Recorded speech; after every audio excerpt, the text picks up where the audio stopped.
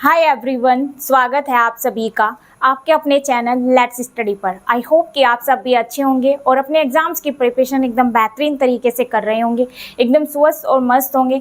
So everyone, आज का ये जो हमारा वीडियो है ये आगे चलता है सेल ऑर्गेनेलिज की ओर। सेल ऑर्गेनेलिज में अभी हमने जो जो डिस्कस किया है उनको एक बार देख लेते हैं। अभी तक हमने सेल ऑर्गेनेलिज जो पढ़ी हैं वे हैं, सबसे पहले हमने सेल वॉल के बारे में पढ़ा, उसके बाद हमने सेल मेम्ब्रेन को जाना, फिर साइटोप्लाज्म को, देन उसके बाद हमने न्यूक्लियस को, फिर माइटोकॉन्ड्रिया को और फिर राइबोसोम को, देन लास्ट में हमने जो प्रीवियस वीडियो में पढ़ा है सेंट्रोसोम यानी तारककाय।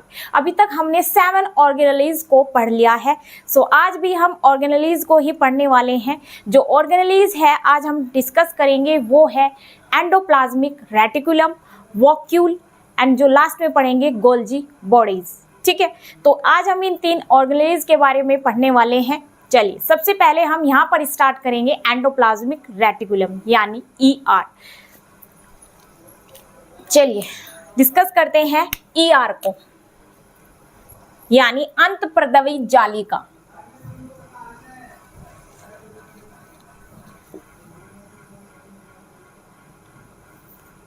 ये 8 नंबर की ऑर्गेनेलिज है जो हम पढ़ने वाले हैं, एंडोप्लाज्मिक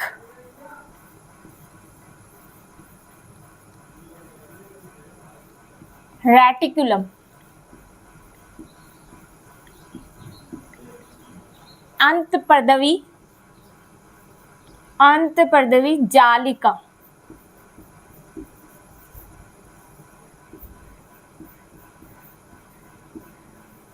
इसको हम ब्रेक करके देखेंगे इसका मीनिंग होता क्या है। चलिए, एंडो का मतलब अंदर, एंडो यूज किया जाता है अंदर के लिए, अंदर। Plasmic, plasma membrane. Plasma word किसके लिए है? मेम्ब्रेन के लिए, झिल्ली के लिए है।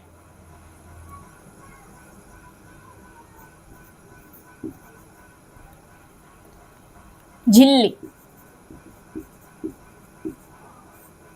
रेटिकुलम नेट यानी जालिका, जालनुमा, जालिका जालनुमा। अंदर की ओर वो झिल्ली, वे बहुत सारी। देखिए सेल के अंदर, देखिए एग्जाम में इससे क्वेश्चन डायरेक्टली यहीं से बनता है, पूछा गया है एग्जाम में।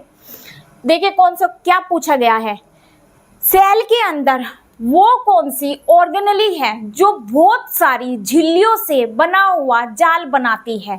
या सेल के अंदर, ऐसे भी पूछा जा सकता है आगे जो एग्जाम होंगे। तो जो पूछा गया है उसको देखिए, सेल के अंदर वो कौन सी ऑर्गेनेली है जो बहुत सारी झिल्लियों के साथ एक जालनुमा स्ट्रक्चर के साथ बनी हुई है, उसका नाम है एंडोप्लाज्मिक रेटिकुलम। क्या नाम है उसका? अंतःप्रदवी जालिका। अब देखिए कैसे ये एक सेल के अंदर बनी हुई है।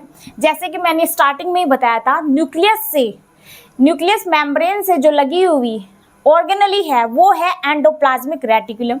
जैसे आप देख सकते हैं इस रफली एक डायग्राम में, ये है न्यूक्लियस। सारी सेल को कौन कंट्रोल करता है? न्यूक्लियस करता है। न्यूक्लियस से अटैच है ये एंडोप्लाज्मिक रेटिकुलम।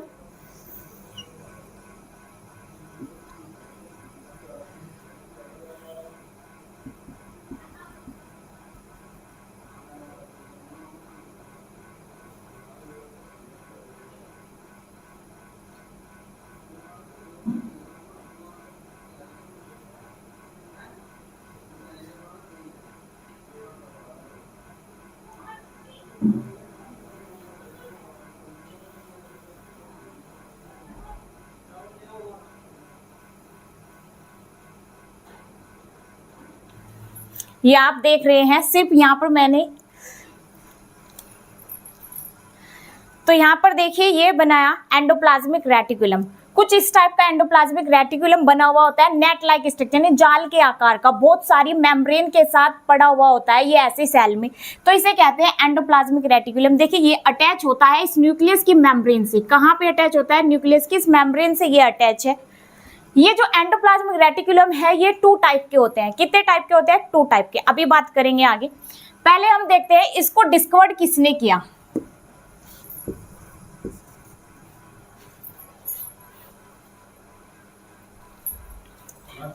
इसके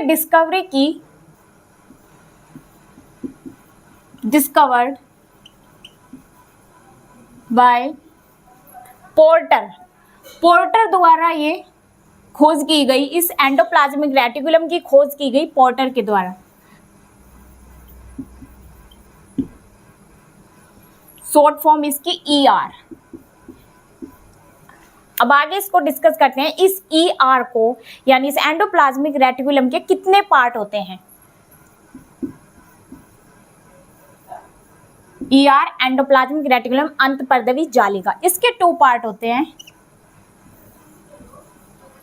RER यानी rough endoplasmic reticulum, SER smooth endoplasmic reticulum. ये रफ का मतलब खुरदरा, वो एंडोप्लाज्मिक रेटिकुलम जो खुरदरा होता है। SER स्मूथ एंडोप्लाज्मिक रेटिकुलम, वो एंडोप्लाज्मिक रेटिकुलम जो स्मूथ होता है, जो चिकना होता है। कैसे? अभी देखेंगे। ये है खुरदरा, चिकना एंडोप्लाज्मिक रेटिकुलम, चिकनी अंतःपर्दवी जालिका, खुरदरी अंतःपर्दवी जालिका।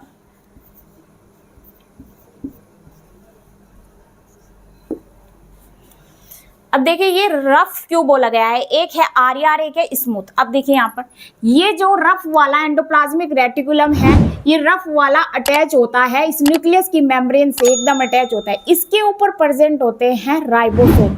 क्या प्रेजेंट होते हैं? राइबोसोम इसके ऊपर प्रेजेंट होते हैं, इसलिए इसे रफ एंडोप्लाज्मिक रेटिकुलम बोलते हैं, क्योंकि इस एंडोप्लाज्मिक रेटिकुलम के ऊपर राइबोसोम प्रेजेंट है। आप इधर साइड में देख रहे हैं ये वाला स्मूथ एंडोप्लाज्मिक रेटिकुलम है। क्यों? क्योंकि इसके ऊपर कोई भी राइबोसोम प्रेजेंट नहीं है। ये वाला राइबोसोम है, इसमें गड्ढे नुमासी स्ट्रक्चर है इसकी, इसे बोलते हैं रफ एंडोप्लाज्मिक रेटिकुलम। ये इधर देखिए, ये इधर, ये इसी का ही दूसरा पार्ट है एंडोप्लाज्मिक रेटिकुलम का, ये स्मूथ है, ये अटैच है एक तरीके से। ये किसके पास है? तो एकदम ये किससे अटैच भी बोल सकते हैं या पास में बोल सकते हैं। अब देखिए एग्जाम में क्वेश्चन कैसे बन सकता है, यहाँ से भी, वो कौन सा एंडोप्लाज्मिक रेटिकुलम है जो न्यूक्लियर मेम्ब्रेन के पास होता है? तो वो एंडोप्लाज्मिक रेटिकुलम कौन सा होगा? वो होगा RER। अब देखिए नेक्स्ट क्वेश्चन कैसे बन सकता है, वो कौन सा एंडोप्लाज्मिक रेटिकुलम है जो सेल मेम्ब्रेन के पास, किसके पास? सेल मेम्ब्रेन के पास पड़ा हुआ होता है या सेल मेम्ब्रेन के पास होता है। सेल के अंदर वो कौन सी ऑर्गेनेली है जो सेल मेम्ब्रेन के पास होती है? तो वो कौन सी है? ये ही स्मूथ, कौन सा होता है? स्मूथ एंडोप्लाज्मिक रेटिकुलम होता है। आप यहाँ पर देख सकते हैं ये सेल मेम्ब्रेन के पास बना हुआ है ना, और इसके ऊपर कोई राइबोसोम नहीं है। अब पॉइंट में लिखेंगे यहाँ पर, इसे रफ एंडोप्लाज्मिक रेटिकुलम क्यों बोला? क्योंकि इसके पास राइबोसोम प्रेजेंट है। क्या है इसके पास? Ribosome present. इसे स्मूथ एंडोप्लाज्मिक रेटिकुलम क्यों बोला? क्योंकि इसके पास कोई भी राइबोसोम प्रेजेंट नहीं है, इसके ऊपर कोई राइबोसोम नहीं है, राइबोसोम एब्सेंट।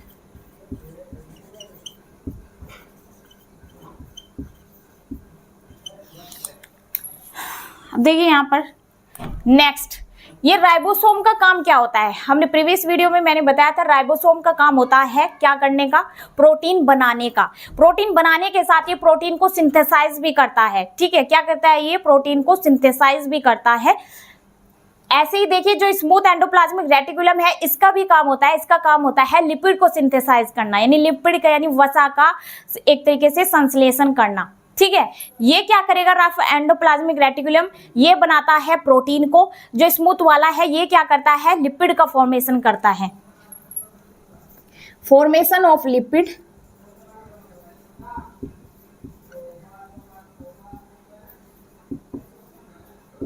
यानी वसा का निर्माण करता है एक तरीके से।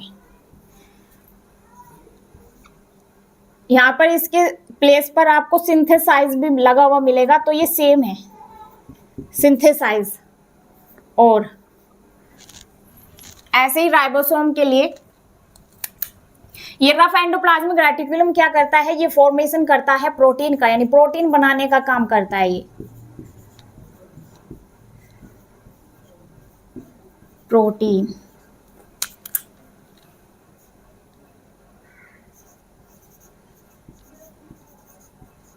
सिंथेसिस, संश्लेषण भी करता है ये प्रोटीन का।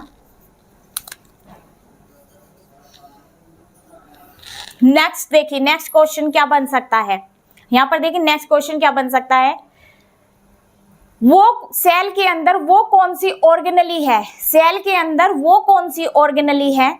अभी तो आप समझ गए होंगे, सब कुछ इसी के बारे में बात हो रही है, लेकिन जब आप काफी कुछ पढ़ लो इसके अंदर, सेल टॉपिक के अंदर काफी कुछ पढ़ लोगे तो कंफ्यूज हो जाओगे कि किस ऑर्गेनली का क्या काम था, वो किसके पास थी। तो अभी तो आप बात कर रहे हैं, समझ जाओगे, लेकिन यहाँ पर ध्यान से एक एक चीज को याद रखना कि कहाँ पे किसके पास क्या प्रेजेंट है, कहाँ क्या बनता था।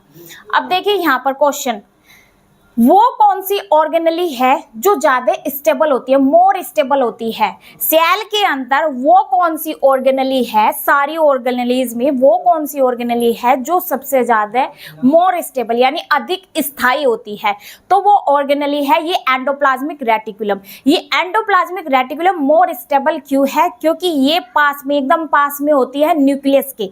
ठीक है, अब ये न्यूक्लियस के पास में होती है तो इसे मोर क्यों बोला गया है, वो इसलिए बोला गया है क्योंकि सेल के अंदर की जितनी भी ऑर्गेनलीज हैं, उन सारी ऑर्गेनलीज को कंट्रोल करता है न्यूक्लियस, क्योंकि ये सेल का क्या है, ब्रेन है। सेल का ब्रेन बोला गया है न्यूक्लियस को, क्यों, क्योंकि ये सारी ऑर्गेनलीज को कंट्रोल करता है। और इसके पास, इसके नजदीक, इसके एकदम नियर कौन सी सेल ऑर्गेनली है, वो है एंडोप्लाज्मिक रेटिकुलम, इसलिए ये मोर स्टेबल है।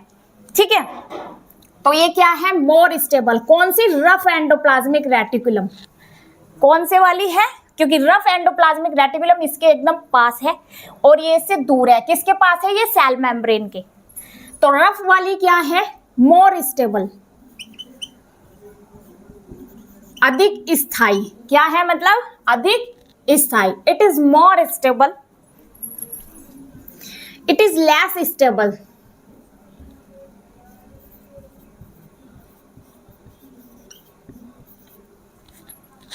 ये कम स्थायी है, ये मोर स्टेबल है। क्यों, क्योंकि ये एकदम न्यूक्लियस के पास है। आप देख सकते हैं यहाँ पर। नेक्स्ट देखिए यहाँ पर पॉइंट जो मैंने शुरू में बताया है, कौन सा एंडोप्लाज्मिक रेटिकुलम या फिर कौन सी ऑर्गेनली है जो न्यूक्लियस के पास होती है, तो वो रफ है। क्या लिखोगे आप, रफ एंडोप्लाज्मिक रेटिकुलम क्या है, एकदम नियर है इसके।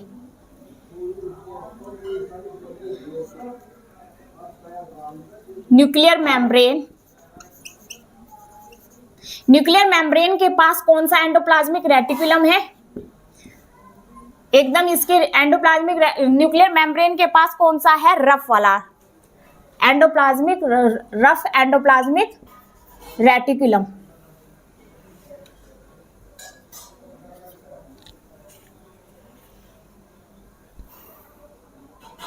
यहां पर ही लिख दिया। अब देखिए यहां पर सेल मेम्ब्रेन के पास कौन सा है, स्मूथ एंडोप्लाज्मिक रेटिकुलम। क्या है, ये सेल मेम्ब्रेन के पास है, एकदम नजदीक।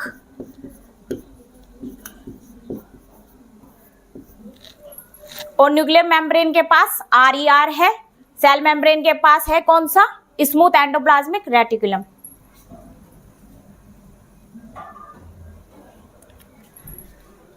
अब आगे बात करते हैं गोल्जी बॉडीज की। अब आगे बात करते हैं गोल्जी बॉडीज की, यानी गोल्जी काय की। तो देखिए ये गोल्जी बॉडी है, जो गोल्जी काय है, इसका काम क्या होता है। देखिए सबसे पहले हम देखेंगे इसको किसने डिस्कवर्ड किया। इसको डिस्कवर्ड किया कैमिलियो गोल्जी ने, डिस्कवर्ड किया Camillo Golgi.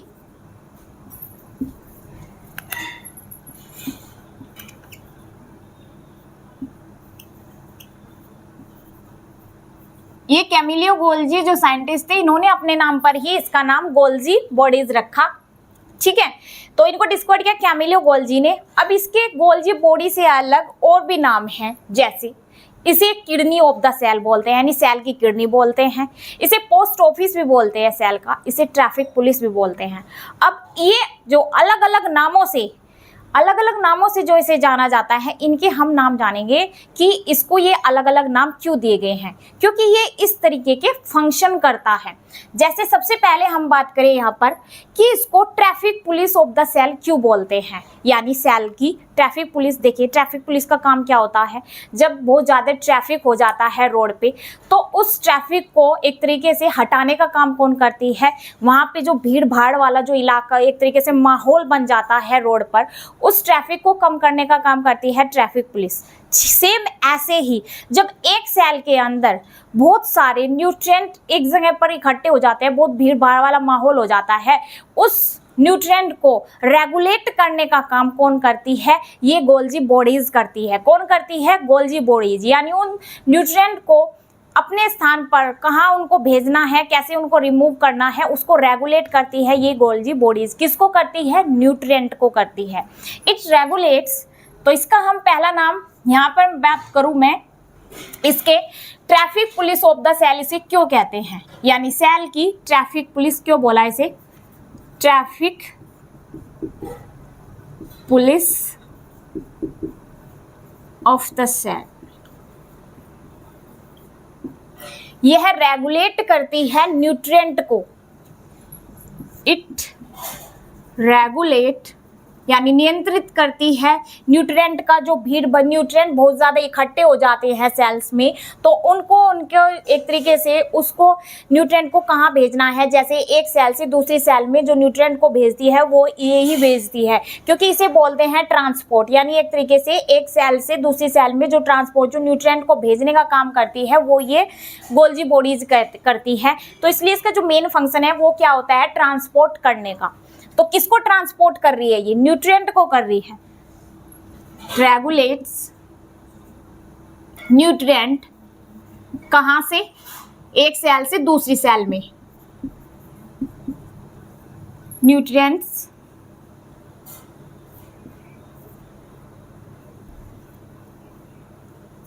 From the cell.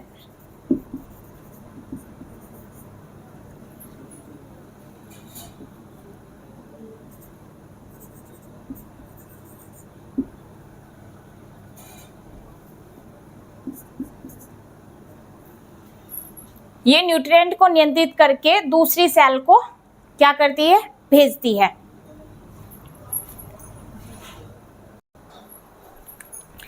तो सबसे पहले हम यहाँ पर जानेंगे इसे traffic police of the cell क्यों कहते हैं। क्यों कहते हैं, क्योंकि ये न्यूट्रिएंट के ट्रैफिक को कम करती है, यानी उनको रेगुलेट करती है। एक तरीके से जो भीड़ भाड़ वाला माहौल इस सेल के अंदर बन जाता है, जैसे इस सेल के अंदर बहुत सारे बिखरे हुए राइबोसोम होते हैं, उनको एक जगह पैकेजिंग करने का काम, उनको पैक करने का काम भी ये कौन करती है, गोल्जी बॉडीज करती हैं। तो यहाँ पर हम बात करें इसका काम ट्रैफिक पुलिस इसे क्यों बोला, क्योंकि न्यूट्रिएंट को क्या करती है, रेगुलेट करती है। इट रेगुलेट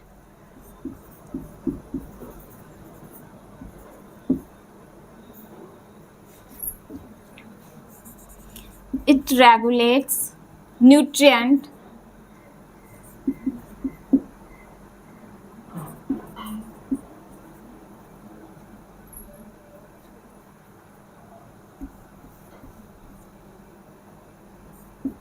रेगुलेट्स ट्रैफिक, किसके ट्रैफिक को, न्यूट्रिएंट के।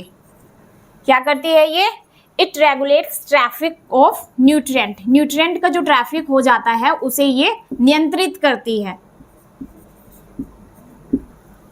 ठीक है, अब बात करते हैं इसे post office of the cell क्यों कहते हैं। Post office of the cell,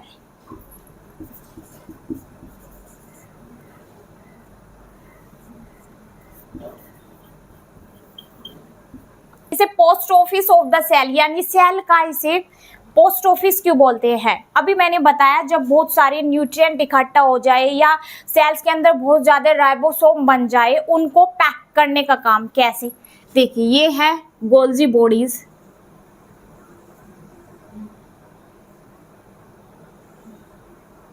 ठीक है, ऐसे ही तो गोल्जी बॉडीज का स्ट्रक्चर होता है। अब ये क्या करेगी, ये इन गोल्जी बॉडी का क्या करेंगी, गोल्जी बॉडी उन न्यूट्रिएंट्स को, और जो बहुत सारे राइबोसोम बन गए हैं, यानी एक सेल को जो भी मिनरल्स चाहिए होता है अपने अंदर सेल को, जैसे वाटर, वाटर की मैं बात करूँ, साल्ट, बहुत सारी ऐसी चीजें, वाइटामिन, तो इसको भी तो चाहिए सेल को। ये सारी चीजें किस में आएगी? न्यूट्रिएंट में आएगी। और जब बहुत सारे राइबोसोम बन जाते हैं तो उनको ये पैक करके क्या करती है? दूसरी सेल तक पहुंचाने का काम करती है। इसलिए इसे post office of the cell भी बोलते हैं। क्या बोलते हैं इसे? Post office of the cell. यानी जैसे एक डाकिया, जब डाकिये के पास बहुत सारी चिट्ठियां आ जाती है, वो एक गांव से दूसरे गांव तक चिट्ठियों को भेजने का काम करता है डाकिया। सेम ऐसे ही गोल्जी बॉडीज के पास जब बहुत सारे न्यूट्रिएंट्स इकट्ठे हो जाते हैं, जब ये उनको रेगुलेट कर देती है, ठीक है, रेगुलेट करने के बाद फिर एक सेल से दूसरी सेल तक पहुंचाने का काम डाकिये की तरह कौन करती है? ये गोल्जी बॉडीज करती है। इसीलिए इसे post office of the cell भी बोला गया है। तो ये क्या करेगी? ऐसे पैक करेगी। क्या करेगी? ये न्यूट्रिएंट को ऐसे पैक करेगी, फिर उनको इसके बराबर में, जैसे मैंने बताया था सेल मेम्ब्रेन का स्ट्रक्चर, ऐसे सेल मेम्ब्रेन एक दूसरे से, ये जो सेल होती है ऐसे एक दूसरे से अटैच होती है, ठीक है। सेल मेम्ब्रेन जैसे कुछ ही, जो सेल मेम्ब्रेन का क्या काम होता है? बुरी चीज को, बेकार मटेरियल को बाहर भेजने का और अच्छे मटेरियल को अपने पास रखने का। जो अच्छे मटेरियल की कमी है उसको अंदर लेने का और बाहर बेकार वाले को बाहर भेजने का, ये काम था सेल मेम्ब्रेन। इसलिए इसे सेमी परमेबल बोला था। सेम ऐसे ही अब न्यूट्रिएंट पहुंचाने का काम जो ट्रांसपोर्ट कर रही है, इसलिए इसे ट्रांसपोर्ट बोला गया। तो न्यूट्रिएंट की भी जरूरत होगी। अब न्यूट्रिएंट को ये एक सेल से दूसरी सेल्स में भेज रही है। कैसे? पहले पैक करेगी। जैसे मैं ये प्रोटीन बिखरे हुए हैं उनको पैक करेगी। बात की मैंने जैसे वाटर की, मिनरल्स की जरूरत होती है, ठीक है, तो उनको भी ये पैक करेगी। तो ऐसे ये पैक कर लेगी एक जगह, फिर ये एक सेल से दूसरी सेल में जो भेजने का काम, ट्रांसपोर्ट का जो काम कर रही है, ये कर रही है। इसीलिए इसे बोला गया post office of the cell. तो पैकेजिंग करेगी ये पहले। क्या करेगी? ये पैकेजिंग करेगी। पैक करके फिर ये करेगी ट्रांसपोर्ट एक सेल से दूसरी सेल में। ट्रांसपोर्ट,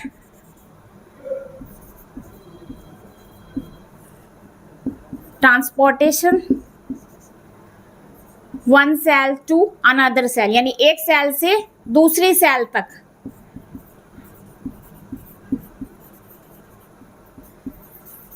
ठीक है, इस तरीके से ये ट्रांसपोर्ट करने का काम करती है इन्हें।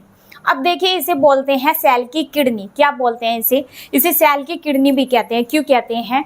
जैसे देखिए, हमारी बॉडी में किडनी क्या करती है? ब्लड को फिल्टर करती है, और साथ ही जितने भी हमारी बॉडी में क्या होता है? टॉक्सिक मटेरियल, यानी विषैले पदार्थ, एक तरीके से जो टॉक्सिक सब्सटेंस हमारी बॉडी में इकट्ठा होता है, उसको भी हमारी बॉडी से रिमूव करने का काम कौन करती है?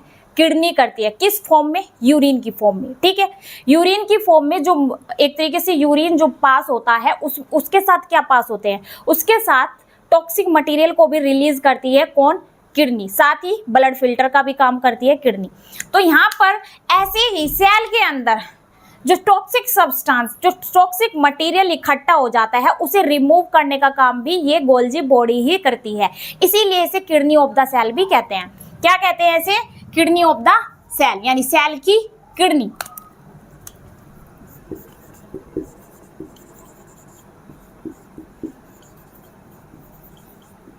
सेल की किडनी बोलते हैं। क्यों? क्योंकि ये क्या करती है? टॉक्सिक मटेरियल को रिमूव करती है।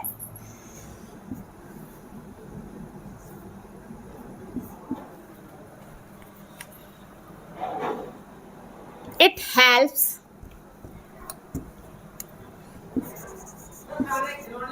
in the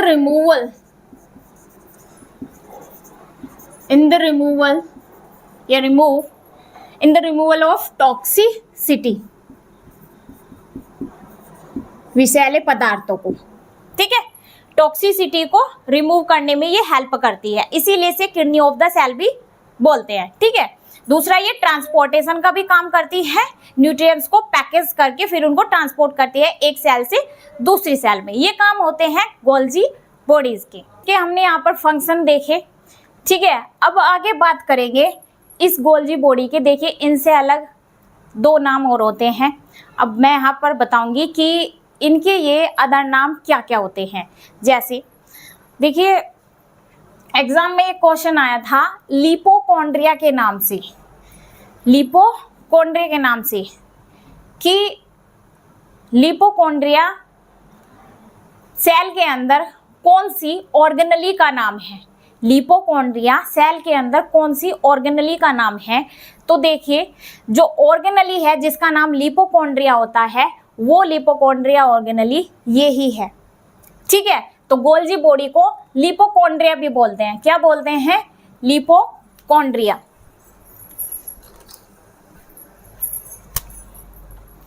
इसका अदर नाम लिपोकॉन्ड्रिया।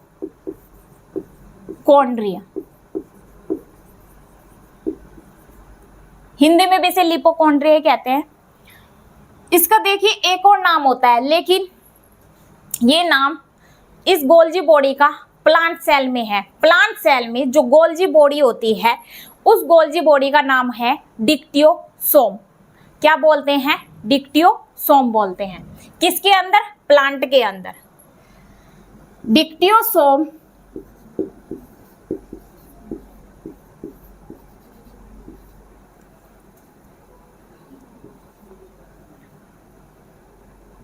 other name of Golgi body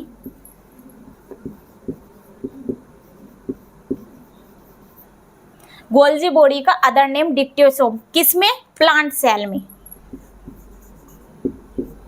plant cell.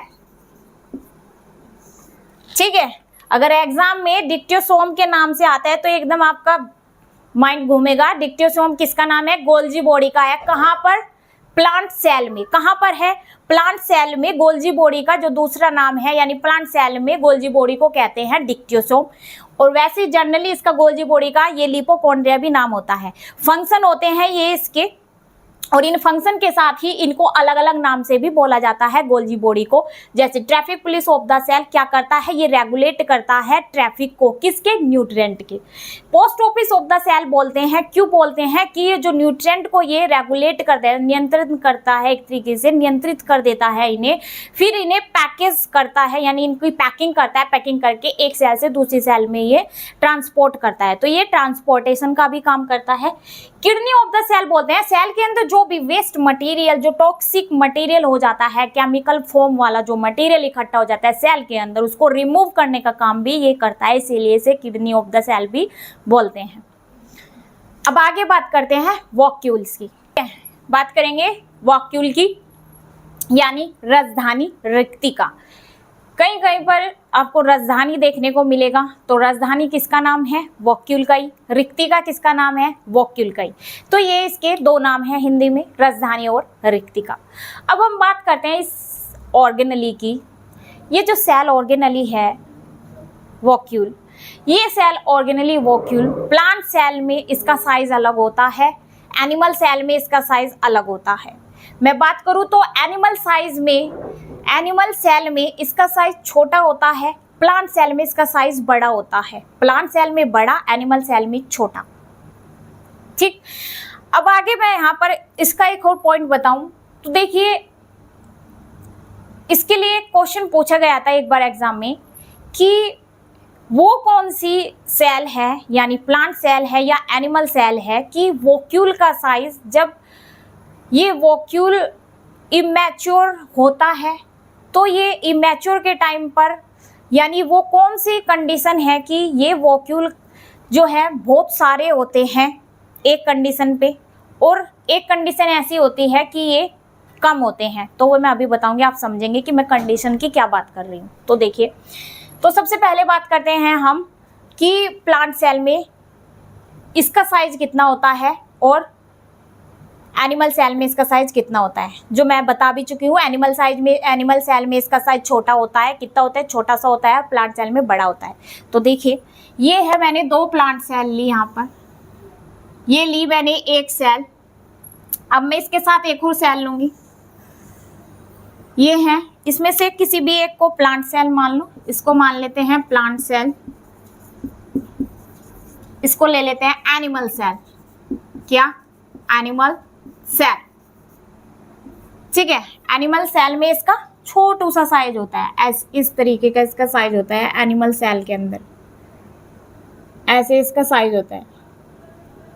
लेकिन प्लांट सेल में इसका बहुत बड़ा साइज होता है, इतना बड़ा। और प्लांट सेल के अंदर जो न्यूक्लियस है ना, एनिमल सेल के आगे न्यूक्लियस, प्लांट सेल के अंदर जो न्यूक्लियस है वो वॉक्यूल तो होता है बड़ा, लेकिन प्लांट सेल के अंदर न्यूक्लियस का साइज एनिमल सेल के आगे थोड़ा सा छोटा होता है और न्यूक्लियस यहाँ पे होता है, साइड में होता है। ज़्यादा बड़ा साइज इसमें न्यूक्लियस का नहीं होता प्लांट सेल के अंदर, इसमें होता है वॉक्यूल का। और एनिमल सेल के अंदर छोटा साइज होता है वॉक्यूल का, बड़ा साइज होता है न्यूक्लियस का। इसके आगे वॉक्यूल के सामने न्यूक्लियस का साइज प्लांट सेल के अंदर छोटा होता है। तो ये देखिए, ये बात करें। अब देखिए इसका एक और नाम है वॉक्यूल का, इसे बोलते हैं पॉकेट ऑफ सेल। जैसे गोल्जी बॉडी के मैंने अदर नाम बताए थे, traffic police of the cell, post office of the cell, kidney of the cell, ये नाम थे। ऐसे ही वॉक्यूल को पॉकेट ऑफ द सेल भी बोलते हैं, यानी सेल का इसे पॉकेट बोलते हैं। क्यों बोलते हैं अभी बात करेंगे।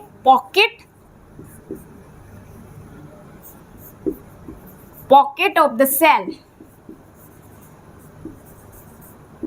यानी सेल की, यानी कोशिका की जेब। क्यों कहते हैं वो? इसलिए कहते हैं क्योंकि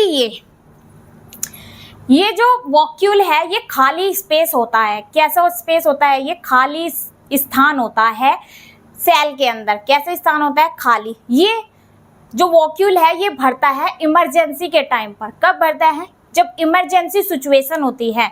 जब इमरजेंसी सिचुएशन होती है तब ये फिल होता है। किससे फिल होगा? नाम क्या है? रसधानी। यानी इसके अंदर लिक्विड होता है एक तरीके से। क्या होता है? लिक्विड। लिक्विड क्या क्या होता है इसके अंदर? हम लिक्विड की बात करें, इसके अंदर लिक्विड जैसे वाटर,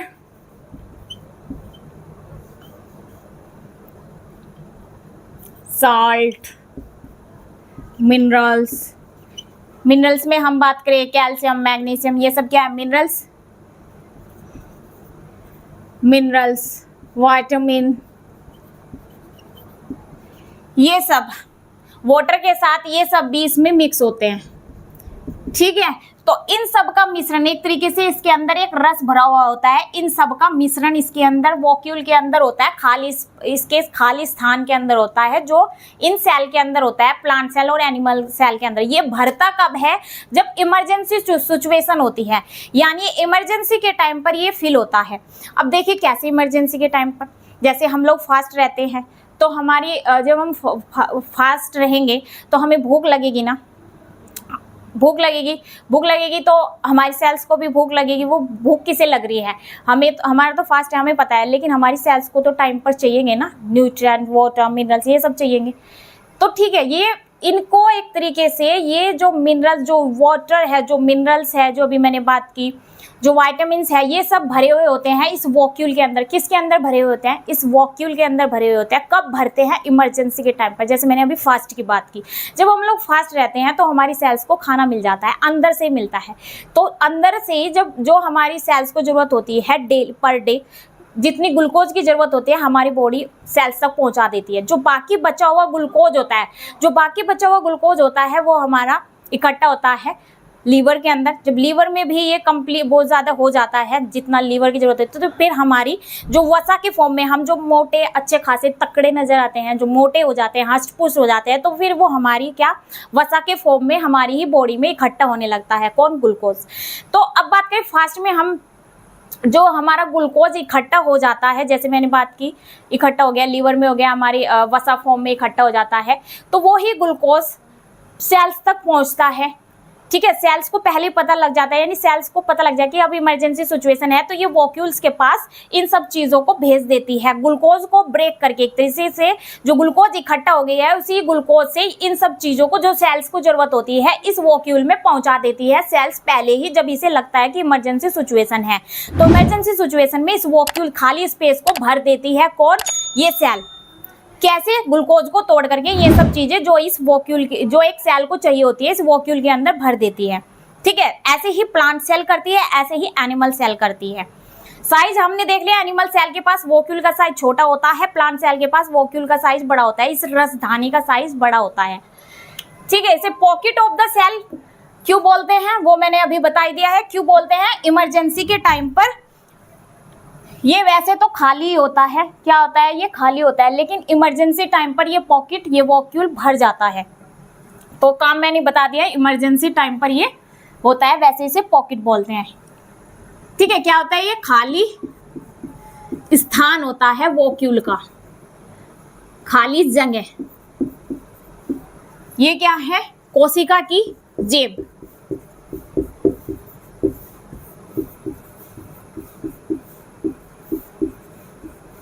ये फिल कब होता है? खाली स्पेस इमरजेंसी सिचुएशन पर, जब लगता है सेल्स को आज हमें खाना नहीं मिलने वाला है, तो ये खुद ही अपने खाने का जुगाड़ करती है और ये सब चीजें जो एक सेल्स को जरूरत होती है, वाटर की, साल्ट की, मिनरल्स की, विटामिन की, ये सब ये पहुंचा देती है इस वॉक्यूल्स में पहले ही, कि हमें अपने इस वॉक्यूल से ही ये सब खाना लेना है। ठीक है, ये काम होता है इस राजधानी, इस रिक्तिका, इस वॉक्यूल का। अब बात करते हैं इमैच्योर सेल की। तो देखिए, ये जो जब सेल, कोई भी सेल, मैं सेल की बात कर रही हूँ, एक इमैच्योर सेल में जो ये वॉक्यूल्स होते हैं ना, ये वॉक्यूल्स बहुत सारे होते हैं, संख्या में ये बहुत सारे होते हैं। ये है एक इमैच्योर सेल। सेल कैसे जी? यानी जब सेल डिवाइड हो जाती है, सेल डिवाइड, देखिए सेल डिवाइड होती है, एक सेल डिवाइड होती है दो सेल में, दो डॉटर सेल में, एक सेल दो डॉटर सेल में डिवाइड होती है। तो ये जो डॉटर सेल है, जो ये इमैच्योर डॉटर सेल है, एक तरीके से इस सेल के पास, इस इमैच्योर सेल को मैंने यहां पर एक को उठाया, ये इमैच्योर सेल,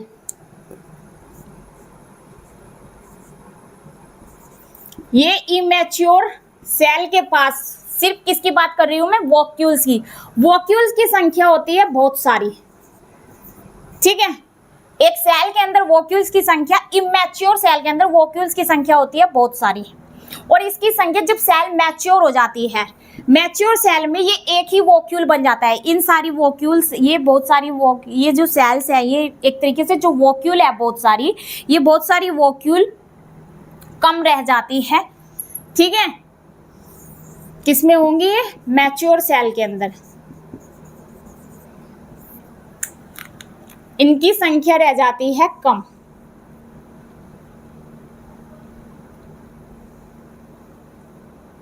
ऐसे पड़ी हुई होती है। बस प्लांट सेल में याद रखना है, प्लांट सेल में लिख देती हूं मैं यहां पर, प्लांट सेल, प्लांट सेल में इनका साइज होगा बड़ा। किसका साइज बड़ा होगा? वॉक्यूल का, लार्जर। एनिमल सेल में, एनिमल सेल में वॉक्यूल का साइज होता है स्मॉल, यानी स्मॉलर, छोटा। प्लांट सेल में बड़ा। ये क्या है? वॉक्यूल। मैच्योर सेल में वॉक्यूल का साइज, वॉक्यूल होते हैं कम। अब देखिए, जब मैं आपको प्रैक्टिस क्वेश्चन कराऊंगी तब मैं ये भी क्वेश्चन डालूंगी, ये इमैच्योर वाला। अगर यहाँ पर क्लियर नहीं होगा तो क्वेश्चन से आप अच्छे से समझेंगे कि क्वेश्चन किस टाइप से पूछा जाता है। ठीक है, इसको अभी हटा ही देते हैं, जो समझे तब भी ठीक, जो नहीं समझे तब भी ठीक। तो इसको मैं क्वेश्चन से सॉर्ट आउट कराऊंगी कि ये मैच्योर सेल का क्या था। अभी आपको बस इसमें याद रखना है, वॉक्यूल को राजधानी रिक्तिका बोलते हैं। प्लांट सेल में इसका वॉक्यूल का साइज, राजधानी का साइज बड़ा होता है। एनिमल सेल में इसका साइज छोटा होता है। ठीक है, प्लांट सेल में मैंने लिख दिया है लार्जर, और एनिमल में ये।